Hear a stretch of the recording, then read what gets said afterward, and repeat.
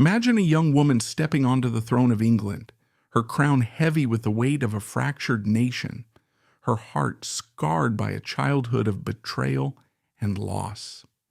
This is Elizabeth I, a queen whose life was a masterclass in survival, cunning, and sheer brilliance. Born into a world that didn't want her, she defied the odds to forge a golden age, outsmarting enemies, charming allies, and crafting a legend that still dazzles us today. Her story isn't just history, it's a gripping saga of power, love, and sacrifice. Let's dive into the wild ride of Elizabeth's life, weaving in fresh details from trusted sources like historians, archives, and Wikipedia to make it pop while keeping every bit of her tale intact. Buckle up, this is going to be epic. Elizabeth was born on September 7, 1533 to King Henry VIII and his second wife, Anne Boleyn. Her arrival was a letdown for Henry, who was desperate for a male heir to secure his Tudor dynasty.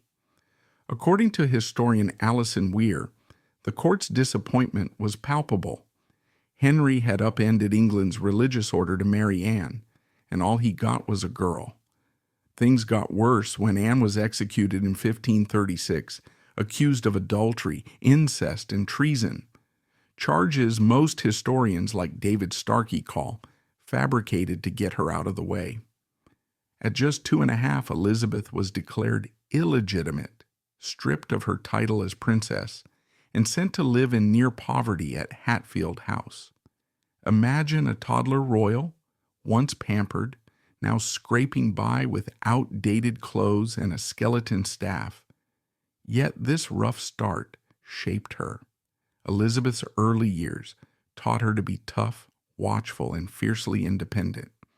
Despite the hardship, Elizabeth's fortunes shifted when her half-brother Edward was born in 1537 to Jane Seymour, Henry's third wife. Edward's birth brought Elizabeth back into the fold, and she was gradually reintegrated into court life. Her education was a game-changer. Tutored by brilliant scholars like Roger Ascham, she mastered 5 languages, including Greek and Dutch, and devoured classical texts. Ascham marveled at her intellect, calling her mind exempt from female weakness. But it wasn't just book smarts. Elizabeth learned a brutal lesson from her mother's fate and the revolving door of Henry's wives. Marriage was a trap. Watching her stepmothers like Catherine Howard meet grim ends, she internalized a mantra that would define her life: stay single, stay safe. Living with her stepmother Catherine Parr and Parr's new husband Thomas Seymour brought more drama. Seymour, a charming but reckless noble, behaved inappropriately, sneaking into Elizabeth's room and engaging in playful but creepy antics like slapping her while she was in her nightgown. Historian Susan Brigden notes this left Elizabeth wary of men's intentions, sharpening her instincts for self-preservation. When Seymour was later executed for treason, Elizabeth, barely a teenager, faced scrutiny but kept her cool, learning to navigate the deadly game of Tudor politics. When Henry VIII died in 1547, 9-year-old Edward VI took the throne. Elizabeth, now 13, kept a low profile, focusing on her studies and building a bond with her bookish half-brother. Edward was a hardcore Protestant, leaning into radical Calvinist ideas, but Elizabeth was more pragmatic, favoring a moderate Protestantism that would later define her reign. In 1553, Edward's health failed, and a plot emerged to bypass Elizabeth and her Catholic half-sister Mary, crowning Lady Jane Grey instead. The scheme flopped. Jane ruled for 9 days before Mary rallied support and claimed the throne. Elizabeth, ever strategic, rode into London beside Mary, signaling loyalty. According to the National Archives, this public show of unity masked Elizabeth's growing caution. Mary's Catholic zeal was about to make life tricky. Mary's reign was a roller coaster for Elizabeth. As a Protestant and Mary's heir, Elizabeth became a lightning rod for discontented nobles. In 1554, Thomas Wyatt's rebellion against Mary's plan to marry Spain's Philip II put Elizabeth in the crosshairs. Though she had no part in it, she was hauled to the Tower of London, where traitors often met their end. Imagine the 20-year-old Elizabeth locked in a damp cell, knowing one wrong move could mean the block. She swore her innocence, and with no hard evidence, Mary released her to house arrest. Tensions spiked again when Mary, desperate for an heir, believed she was pregnant twice. Both were false pregnancies, a mix of wishful thinking and possible medical issues, per historian Linda Porter. Elizabeth remained the heir, a constant reminder of Mary's failures. During this time, Elizabeth grew close to Robert Dudley, a dashing noble who'd later become her lifelong confidant and rumored love. Their bond, rooted in shared imprisonment under Mary, sparked gossip that never quite died. Mary died on November 17, 1558, and at 25, Elizabeth became queen. England was a mess, broke, divided by religion, and surrounded by hostile powers like Spain and France. Elizabeth hit the ground running, tackling the religious quagmire first. She played it coy, keeping her plans vague to avoid alienating Catholics or Protestants. By 1559, she rolled out the Elizabethan religious settlement, a masterstroke of compromise. The Act of Uniformity revived the 1549 Book of Common Prayer, but tweaked it to be less offensive to Catholics, allowing traditional vestments and symbols in churches. Wikipedia notes this middle path infuriated Puritans, the hardline Protestants, who wanted a stripped-down faith, but it kept the peace. Unlike France or Spain, where religious wars raged, Elizabeth's England saw minimal bloodshed. Her motto, "I see and keep silent," became her guiding star, letting her dodge dogmatic traps. Economically, Elizabeth inherited a train wreck from her father's reckless spending. With advisors like William Cecil, her right-hand man, and Thomas Gresham, a financial wizard, she pulled off a bold move, recalling debased coins and issuing new, trustworthy ones. This stabilized prices and boosted trade, laying the groundwork for prosperity. Gresham's law, bad money drives out good, came from this era, per the BBC's History Archives. Elizabeth also poured money into the Navy, building sleek, agile ships that could outmaneuver bulky Spanish galleons. Her thriftiness was legendary. She pinched pennies so hard, courtiers joked she'd reuse candle stubs. By the 1570s, England's finances were on solid ground, a feat that stunned Europe. The big question on everyone's mind was, who would Elizabeth marry? England needed an heir, but Elizabeth was a chess player, not a pawn. Suitors lined up: Archduke Charles of Austria, Philip II of Spain, even French princes, but she turned them all down. Mary Stuart, the Catholic Queen of Scots, was her closest rival for the throne, and marrying a foreign Catholic could tip the balance.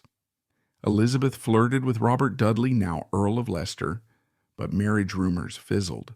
Historians like Jane Dunn suggest she loved Dudley but feared giving any man power over her. Instead, she crafted the Virgin Queen persona, declaring she was wed to England.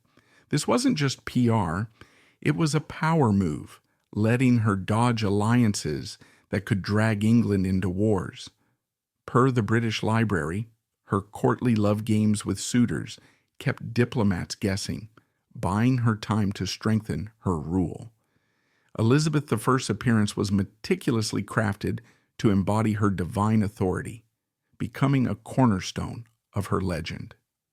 In 1562, at the age of 29, she contracted smallpox, a near-fatal illness that left her with facial scars. To preserve the image of an infallible goddess-like monarch, Elizabeth turned to heavy makeup laced with lead and mercury, cosmetics that, while effective in concealing blemishes, gradually poisoned her skin, causing further damage. Her thinning hair, a consequence of aging, and possibly the smallpox ordeal, was hidden beneath elaborate wigs, often adorned with jewels, to project wealth and power. Her notorious sweet tooth, a luxury in an era when sugar was a status symbol, led to blackened, decaying teeth, a common affliction among the sugar-obsessed Elizabethan court, as historian Tracy Borman notes in The Private Lives of the Tudors. Despite these physical tolls, Elizabeth's charisma and sharp intellect captivated those around her. Official portraits, carefully controlled by the crown, depicted her as ageless and ethereal, adorned in opulent gowns embroidered with symbols of virginity and power, such as pearls and moons. These images, disseminated across England, reinforced her divine right to rule, portraying her not as a mere mortal, but as Gloriana, a quasi-mythical figure destined to lead. Elizabeth's personal vanity was strategic. She understood that her image was a political tool, especially as a female ruler in a patriarchal world.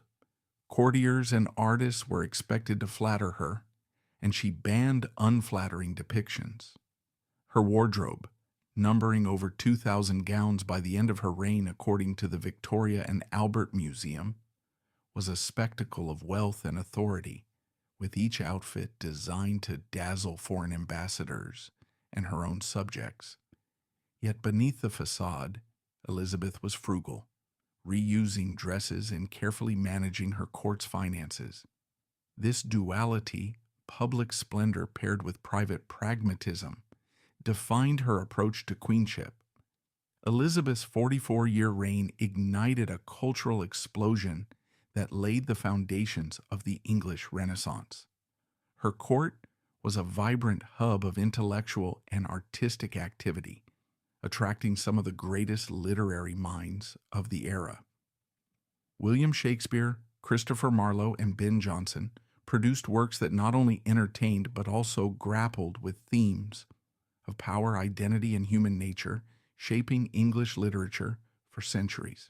Shakespeare's plays, performed in venues like the Curtain and later the Globe Theatre, built in 1599 just after Elizabeth's reign, owed their flourishing to the Queen's patronage of the arts. Marlowe's Dr. Faustus and Jonson's Every Man in His Humor captivated audiences with their bold exploration of ambition and morality. Elizabeth herself was a poet and scholar, fluent in Latin, French, and Italian, and her love of learning fostered an environment where creativity thrived. Beyond literature, Elizabeth's reign saw advancements in music, architecture, and the visual arts. Composers like Thomas Tallis and William Byrd crafted sacred and secular music that filled cathedrals and courtly banquets. The Queen's progresses, lavish tours through England, showcased her accessibility and inspired local pageants, masques, and performances. These events, often hosted by nobles eager to impress, spurred architectural innovation, with grand estates like Hardwicke Hall reflecting the era's prosperity. Elizabeth's support for the arts was not merely aesthetic, it was political, reinforcing her image as a cultured, benevolent ruler while uniting a nation fractured by religious strife. Elizabeth's reign transformed England from a peripheral kingdom into a maritime powerhouse, setting the stage for its future empire. Her navy, bolstered by privateers and explorers, challenged the dominance of Catholic Spain and Portugal. Sir Francis Drake, a swashbuckling hero to the English and a pirate to the Spanish, circumnavigated the globe between 1577 and 1580, returning with treasures plundered from Spanish ships. According to the BBC History, Drake's raids on Spanish ports and vessels brought immense wealth to Elizabeth's treasury, funding naval expansion and her ambitious foreign policy. His 1587 raid on Cadiz, where he burned over 30 Spanish ships, delayed the Spanish Armada and earned him the fearsome nickname El Draque, the Dragon, among Spain's sailors. Sir Walter Raleigh, another of Elizabeth's favored adventurers, dreamed of establishing English colonies in the New World. His attempts to settle Roanoke in the 1580s, though ultimately unsuccessful, planted the seeds for England's colonial ambitions.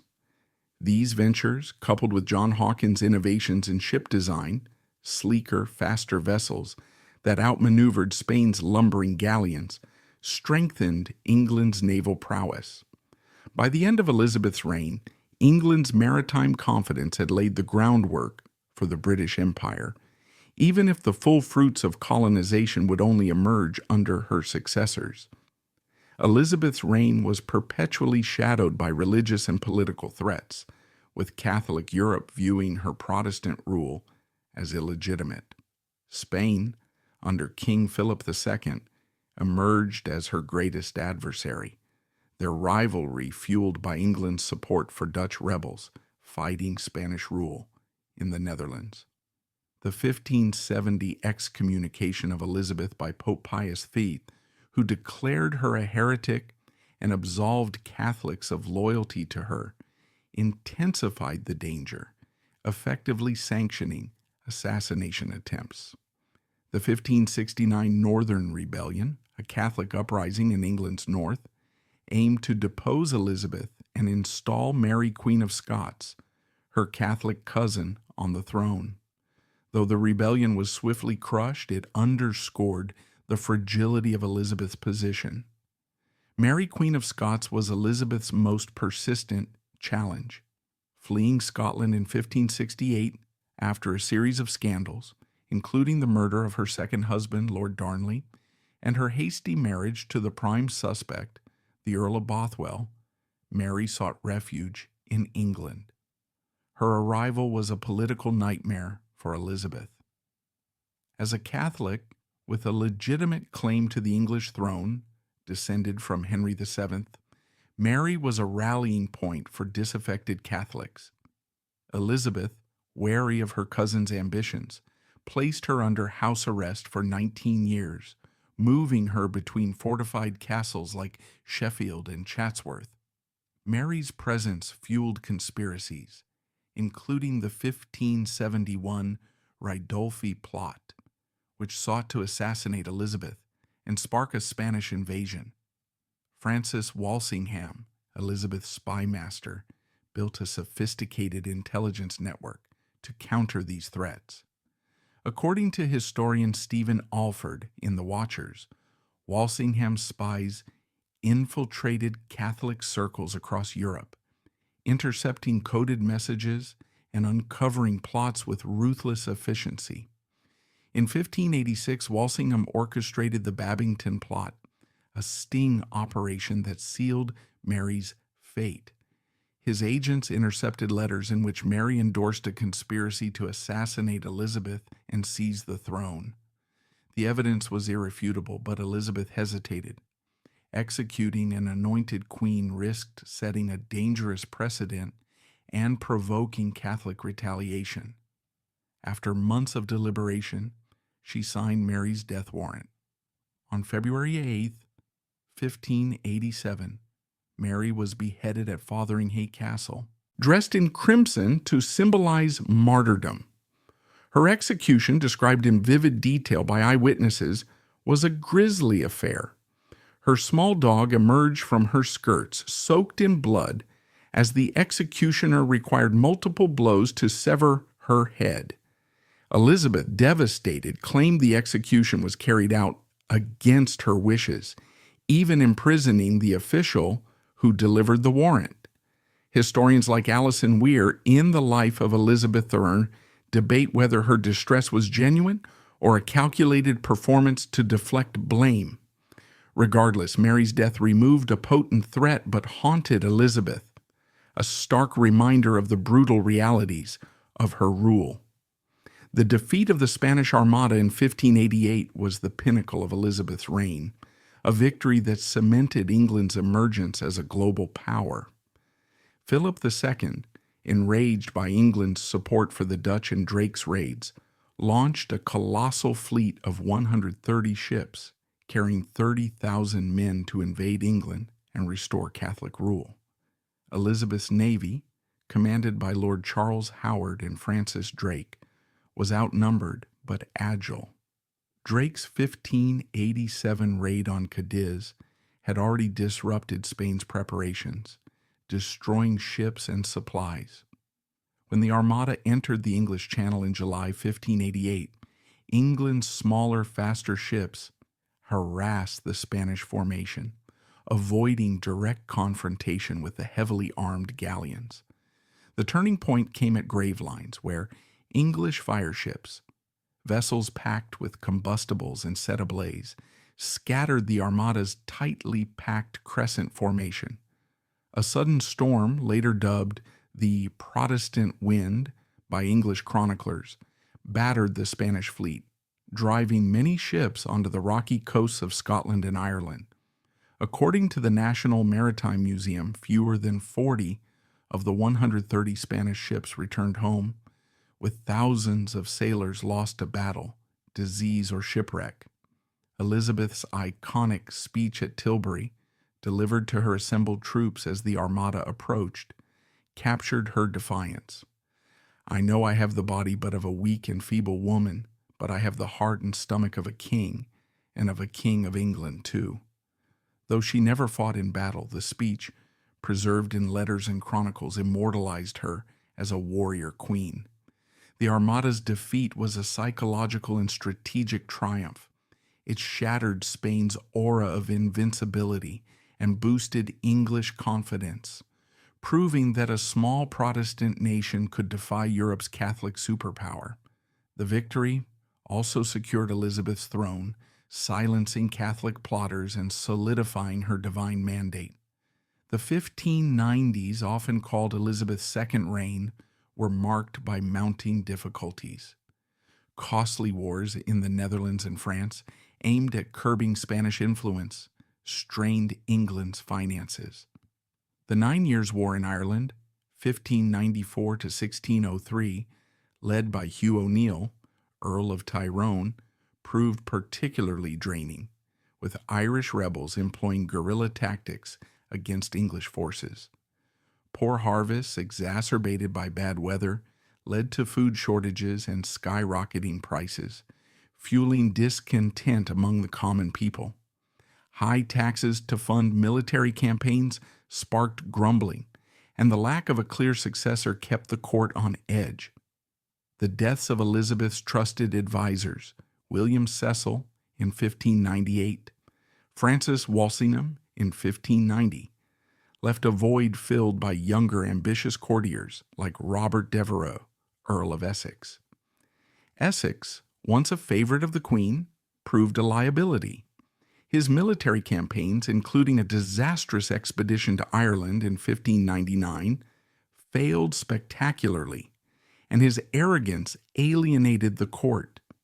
In 1601, desperate to regain favor, Essex launched a rebellion in London, hoping to seize the Queen and force her to dismiss his rivals. The uprising fizzled, and Elizabeth, heartbroken but resolute, ordered his execution. According to Tracy Borman, Essex's betrayal was a personal blow, as Elizabeth had once doted on him, gifting him lucrative monopolies and courtly honors. As Elizabeth aged, her health declined. She suffered from depression, possibly triggered by the losses of Essex and her old guard, and her once vibrant energy waned. Yet she refused to name a successor publicly, fearing it would undermine her authority. Behind the scenes, Robert Cecil, William's son and her chief minister, orchestrated a smooth transition, corresponding secretly with James VI of Scotland, Mary Stuart's son. On March 24, 1603, Elizabeth died at Richmond Palace, aged 69.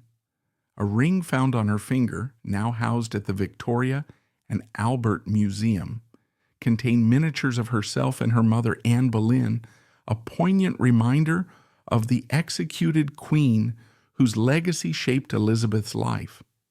Elizabeth I's reign was a transformative era that redefined England's place in the world. She inherited a divided, financially weak kingdom and left it a Protestant powerhouse with a formidable navy and a burgeoning cultural identity. Her delicate balancing of Catholic and Protestant factions prevented civil war, while her support for exploration and trade laid the foundations for the British Empire. The literary and artistic renaissance she fostered produced works that remain cornerstones of Western culture. Elizabeth's story is one of revolution. She proved that a woman could rule with unmatched authority, reshaping England and leaving a legacy that endures in its language, culture, and global influence. Her reign was not just a chapter in history, it was a golden age forged by a queen whose heart and stomach were indeed those of a king.